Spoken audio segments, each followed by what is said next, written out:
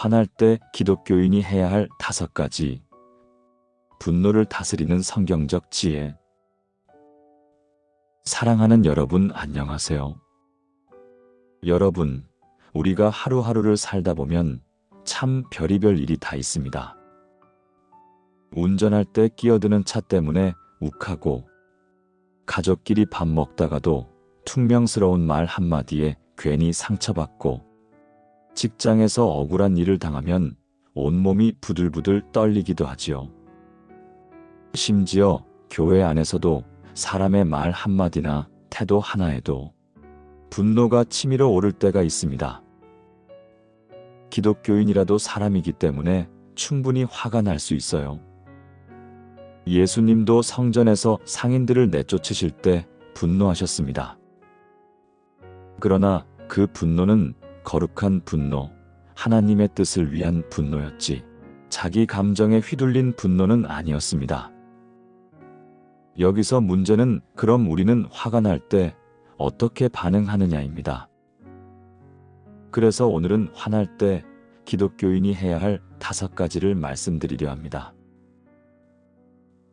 첫째, 화가 날 때 가장 먼저 해야 할 일은 잠시 멈추는 것입니다. 야고보서 1장 19절은 이렇게 말합니다. 사랑하는 형제들아, 너희가 알지니 사람마다 듣기는 속히 하고 말하기는 더디하며 성내기도 더디하라. 화가 날 때 우리는 말부터 쏟아냅니다. 그런데 그 말이 결국 더 큰 상처와 후회를 남기곤 합니다. 어떤 분은 이런 표현을 하더라고요. 화날 땐 입을 꽉 다물고 혀를 딱 10초만 참아라 라고요. 그 10초만 넘기면 정말 많은 일이 달라질 수 있습니다. 말이 나가버리고 나면 그 말은 화살처럼 상대방 마음에 박히기 때문에 나중에 아무리 사과를 해도 그 자국은 남게 돼요. 잠시만 멈추세요. 그 자리를 피하세요. 입을 다무세요. 그게 화를 이기는 첫걸음입니다. 둘째, 화가 날 때는 기도를 한번 드려보세요. 빌립보서 4장 6절은 아무것도 염려하지 말고 다만 모든 일에 기도와 간구로 너희 구할 것을 감사함으로 하나님께 아뢰라고 말씀합니다.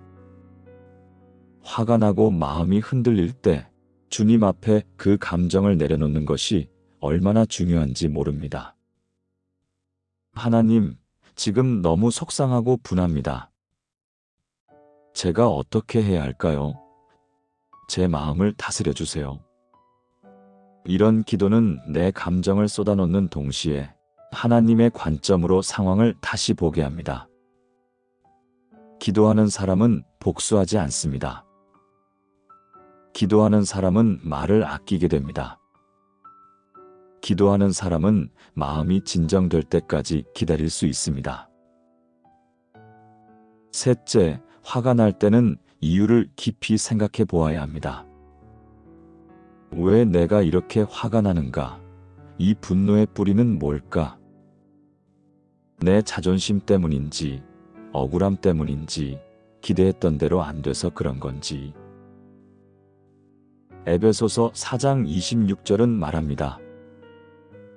분을 내어도 죄를 짓지 말며 해가 지도록 분을 품지 말라. 감정이 일어나는 건 자연스러운 일이지만 그 감정을 그대로 방치하면 결국 죄로 이어지게 됩니다. 내가 왜 이렇게까지 화가 나는지를 주님 안에서 솔직하게 들여다보는 게 필요합니다. 그렇게 할 때 우리는 자기를 성찰하고 더 성숙한 모습으로 나아갈 수 있어요. 넷째, 화를 말로 풀지 말고 말씀으로 다스려야 합니다. 우리는 화가 나면 그걸 다른 사람에게 털어놓고 싶어집니다. 그러다 보면 험담이 되고 편이 갈리고 결국 다툼이 더 커지죠. 하지만 시편 119장 11절은 이렇게 고백합니다. 내가 주께 범죄하지 아니하려 하여 주의 말씀을 내 마음에 두었나이다. 말씀을 마음에 품고 살아가면 분노의 자리에 자비가 들어오고 짜증의 자리에 인내가 들어옵니다. 마음속에서 하나님의 말씀이 계속 떠오르도록 묵상하세요. 사람의 노여움은 하나님의 의를 이루지 못하는 이라는 말씀처럼 그 말씀이 우리 감정을 딱 붙잡아 줄 것입니다. 마지막 5번째는 화가 날 때 끝까지 품는 연습을 하라는 것입니다. 로마서 12장 19절은 이렇게 말합니다. 내 사랑하는 자들아, 너희가 친히 원수를 갚지 말고 하나님의 진노하심에 맡기라.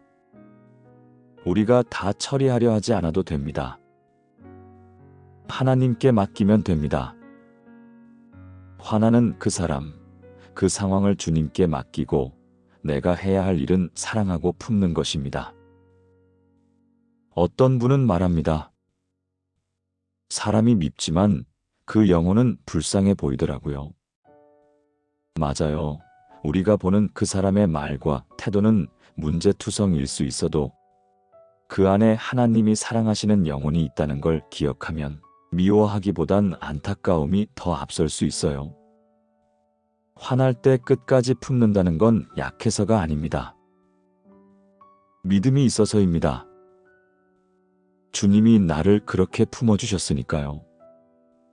오늘도 분노를 마주하는 많은 순간들이 있을 것입니다.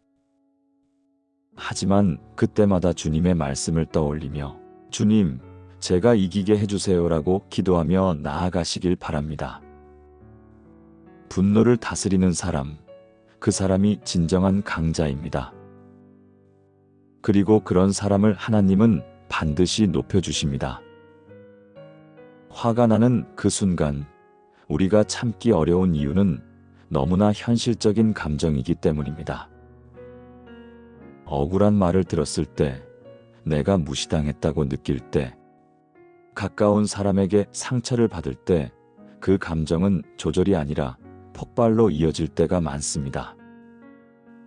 그리고 그 감정은 누군가에게 쏟아지고 말로 상처를 주거나 내 스스로 마음의 문을 닫게 만듭니다. 우리는 알면서도 쉽게 넘어지지요. 분명 기도하고 말씀도 보았는데 왜 나는 자꾸 이 감정을 주체하지 못할까?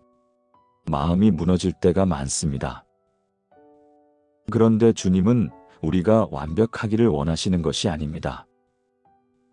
주님은 우리가 그 감정을 들고 주님 앞에 나아오기만을 기다리십니다. 내가 참기 어려워요 하고 솔직히 고백하며 주님 앞에 무릎 꿇을 때 그 마음을 어루만져 주시는 분이 바로 예수님이십니다. 여러분, 화가 났을 때 우리는 너무나 자연스럽게 말로 풀려고 하고 누군가에게 털어놓고 싶어지고 내 입장을 변명하고 싶어집니다. 하지만 예수님은 말이 아니라 묵상과 기도로, 반응이 아니라 인내와 사랑으로 그 감정을 품어내셨습니다. 우리가 누군가에게 받은 상처, 억울함, 그 분노를 어떻게 다루느냐는 우리의 믿음의 깊이를 드러냅니다. 화가 날 때마다 우리는 선택해야 합니다. 이 감정을 폭발시킬 것인가, 아니면 하나님께 맡길 것인가. 그리고 그 선택이 우리의 삶의 결과를 결정합니다. 작은 인내가 가정을 살리고 한 번의 침묵이 관계를 살립니다. 한 번의 기도가 내 마음을 지키고 하나님의 뜻을 이루게 합니다. 오늘 하루 누군가에게 화가 날 수도 있고 어떤 일로 마음이 상할 수도 있습니다. 하지만 그때 기억하세요. 하나님은 우리에게 말씀하십니다. 성내기도 더디하라. 분을 내어도 죄를 짓지 말라. 이 말씀은 우리가 살아가며 마음에 새기고 붙잡아야 할 말씀입니다. 여러분이 그 말씀을 품고 살아간다면 하나님께서는 여러분의 마음을 지켜주시고 여러분을 진정한 평강의 사람으로 이끌어 주실 것입니다. 함께 기도하겠습니다. 사랑하는 하나님 아버지, 우리의 마음을 아시고 우리의 감정까지도 이해해 주시는 주님, 감사합니다. 우리는 때로 너무도 쉽게 분노하고 말로 상처 주며 마음을 닫아버리는 연약한 존재입니다. 억울한 일을 당했을 때, 무시당했다고 느낄 때, 가까운 사람에게 상처받았을 때, 우리는 그 감정을 어떻게 해야 할지 몰라서 주님 앞에서조차 주저앉을 때가 많습니다. 그러나 오늘 주님 말씀을 통해 알게 되었습니다. 그 감정을 주님 앞에 가져가는 것이 믿음의 시작임을요. 주님, 화가 날 때 잠시 멈출 수 있는 지혜를 주세요. 분노의 순간에도 침묵할 수 있는 인내를 주세요. 말하기 전에 기도하게 하시고 분노 속에서도 말씀을 붙들게 하시고 끝까지 사랑할 수 있는 믿음을 주세요. 내 감정이 나를 다스리는 인생이 아니라 하나님의 말씀이 내 마음을 다스리는 인생이 되게 하여 주세요. 억울함이 들끓을 때, 복수하고 싶을 때, 내 입장을 정당화하고 싶을 때, 그 모든 생각을 내려놓고 주님께 맡기게 해주세요. 주님이 일하시는 것을 기다릴 줄 아는 믿음을 주세요. 내가 손으로 해결하지 않더라도 주님이 하시면 완전하게 하신다는 것을 믿게 해주세요. 오늘도 내 마음을 지켜주시고 내 입술을 다스려 주시고 내 관계를 회복시켜 주시고 무엇보다 주님 닮은 온유한 성품으로 살아가게 해주세요. 감사드리며 우리를 다스리시는 예수님의 이름으로 기도드립니다. 아멘.